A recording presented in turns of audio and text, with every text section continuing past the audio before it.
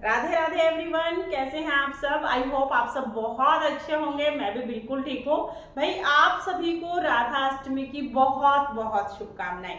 आज की वीडियो में हम बात करेंगे कि राधा अष्टमी का व्रत कैसे करते हैं, पूजा कैसे करते हैं। तो जो हमारी राधा रानी जी हैं, इनका जन्म नहीं हुआ था, प्रकट हुई थी ये, तो इनका प्रकट्य दिवस मनाया जाता है। तो देखिए, राधा अष्टमी के दिन मंदिरों में सुबह 4 बजे मंगला आरती के समय राधा रानी का अभिषेक कराया जाता है और पूजन किया जाता है। लेकिन हम जो गृहस्थ लोग हैं वो राधा अष्टमी के दिन दोपहर में 12 बजे राधा रानी का अभिषेक कराते हैं और पूजन करते हैं। जैसे जन्माष्टमी की पूजा रात को 12 बजे की जाती है, उसी तरह से राधा अष्टमी की पूजा दोपहर में 12 बजे की जाती है।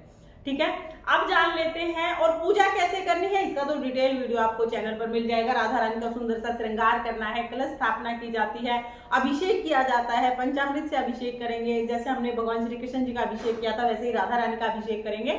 उनको अरबी का भोग लगाया जाता है, क्योंकि अरबी अति प्रिय है राधा रानी को।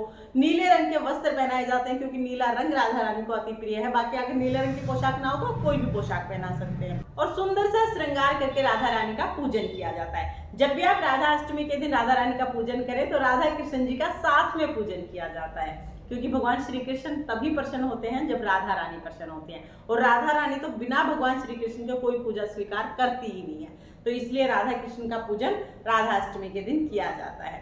अब जान लेते हैं कि राधा अष्टमी का व्रत कैसे करना है, क्योंकि व्रत को लेके बहुत ज्यादा कंफ्यूजन है। देखिए, राधा अष्टमी के व्रत 3 प्रकार से किए जाते हैं।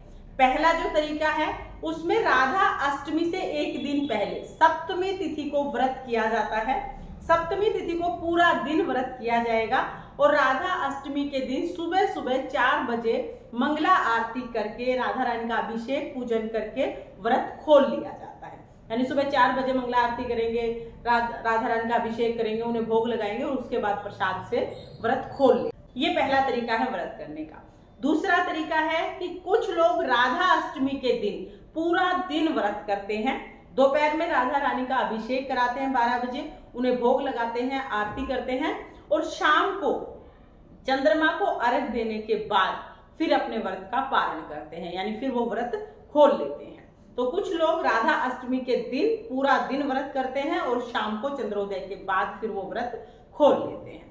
इसके बाद जो तीसरा तरीका है वो ये है कि कुछ लोग राधा अष्टमी के दिन व्रत करते हैं, सुबह व्रत का संकल्प कर लेते हैं, उसके बाद व्रत करेंगे। दोपहर में 12 बजे राधा रानी का पंचामृत से अभिषेक करा के उन्हें भोग लगाएंगे, आरती करेंगे, मतलब राधा रानी का पूजन करके उसके बाद उस प्रसाद से अपना व्रत खोल लेते हैं, यानी 12 बजे तक का व्रत करते हैं।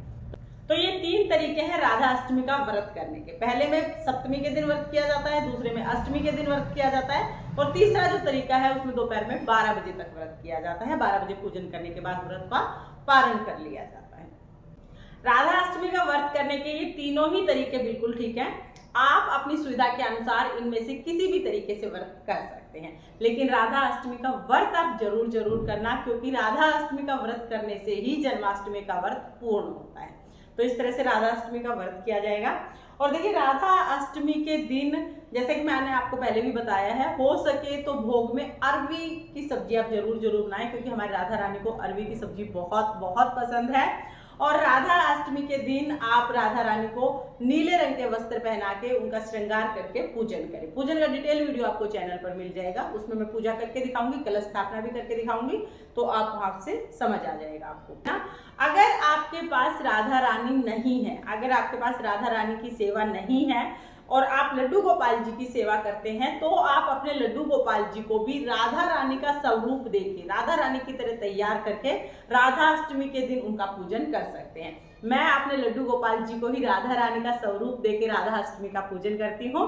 राधा रानी का स्वरूप कैसे देती हूँ, उनका कैसे श्रृंगार करती हूँ, इसका डिटेल वीडियो आगे आपको चैनल पर मिल जाएगा, आप उसे एक बार जरूर देखना। और बहुत सुंदर लगता है हमारे लड्डू गोपाल जी राधा रानी के स्वरूप में। कृष्ण राधा को अलग नहीं कर सकते, ये दोनों एक ही हैं। तो आप जब भी आपके पास राधा रानी का स्वरूप ना हो तो आप लड्डू गोपाल जी या भगवान श्री कृष्ण जी को राधा रानी का स्वरूप देके राधा रानी के रूप में उनका पूजन कर सकते हैं। और अगर आपके पास लड्डू गोपाल जी राधा रानी दोनों की सेवा है, तो फिर आप दोनों को एक साथ अभिषेक कराएं, दोनों का सुंदर श्रृंगार करें और राधा कृष्ण की दोनों की एक साथ आप पूजा करें। राधा अष्टमी के दिन भगवान श्री कृष्ण और राधा जी की एक साथ पूजा करने का अनंत गुना फल प्राप्त होता है, तो आप इनका पूजन जरूर जरूर करें। वैसे तो राधा अष्टमी की पूजा में कलश स्थापना करना जरूरी होता है, लेकिन अगर आप जॉब करते हैं या किसी और कारण से पूजा में ज्यादा टाइम नहीं लगा पाते हैं तो बगैर कलश स्थापना के भी आप पूजा कर सकते हैं। ये तो सारे डिटेल वीडियो आपको चैनल पर मिल जाएंगे, संपूर्ण विधि, सरल विधि सब आपको चैनल पर मिल जाएंगे। और राधा अष्टमी का व्रत कैसे किया जाता है, आई होप इस विषय पे आपके सारे डाउट क्लियर हो गए होंगे। लेकिन अगर फिर भी कोई डाउट है तो आप कमेंट करके पूछ लेना, मैं रिप्लाई करने की पूरी कोशिश करूंगी। राधा अष्टमी की आप सभी को बहुत बहुत बधाइयां। फिर मिलेंगे किसी और वीडियो के साथ, तब तक के लिए जय श्री कृष्णा, राधे।